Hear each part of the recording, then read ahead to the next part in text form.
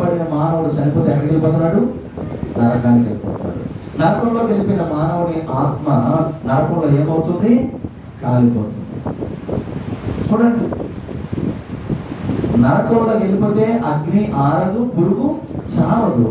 ఆ అగ్నిలో నిరంతరము నిత్య నరకంలో ఆ మానవుని ఆత్మలో కాలిపోతుంటే ఇది తండ్రి చూసిన ఆ తండ్రి అయిన దేవుడు లేదు లేదు లేదు, నా బిడ్డలు నరకానికి వెళ్ళడానికి నేను చేయలేదు, నా బిడ్డలని నేను పాతాళానికి వెళ్ళడానికి నేను చేయలేదు, నా బిడ్డలు నా దగ్గరికి రావాలి, నా బిడ్డలు నా రాజ్యానికి రావాలి, నా బిడ్డలు నా యొద్ద ఉండాలి, నా బిడ్డలు నాతో కలిసి ఉండాలి అని అనుకున్న ఆ దేవుడు ఒక ఆలోచన చేశాడు.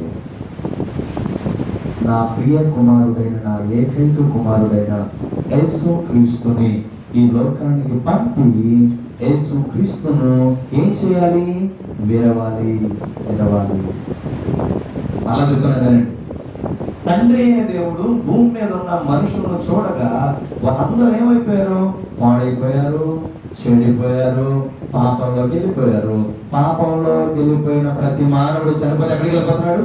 నరకానికి వెళ్తున్నాడు. ఇప్పుడు నరకానికి వెళ్తున్న తన బిడ్డలని తండ్రి అయిన దేవుడు ఏం చేయాలనుకున్నాడు? రక్షించాలనుకున్నాడు. రక్షించాలనుకున్నటువంటి ఆ తండ్రి తన ఏకైక కుమారుని భూమి మీదకి పంపి ఆ ఏకైక కుమారుని ఏం చేయాలనుకున్నాడు? విరవాలనుకున్నాడు,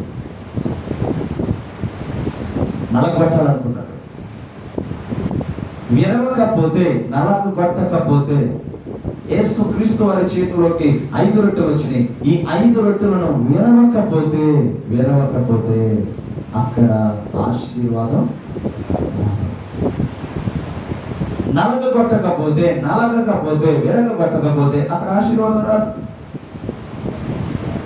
ఇప్పుడు తన బిడ్డలు అందరూ పాపంలోకి వెళ్ళిపోయారు, శాపంలోకి వెళ్ళిపోయారు. పాపం స్థానంలోకి ఆశీర్వాదం రావాలి, శాపం స్థానంలోకి దీవెన రావాలి. అలా దీవెన రావాలంటే యేసు క్రీస్తు వారి లోకంలోకి వచ్చి ఆయన ఏమవ్వాలి? విరగబడాలి.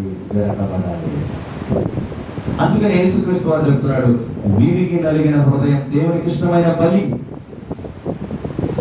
మన హృదయం విరగకపోతే, మన హృదయం నలగకపోతే మన హృదయము అసలు మారదండి. హృదయం చాలా ప్రమాదకరమైంది.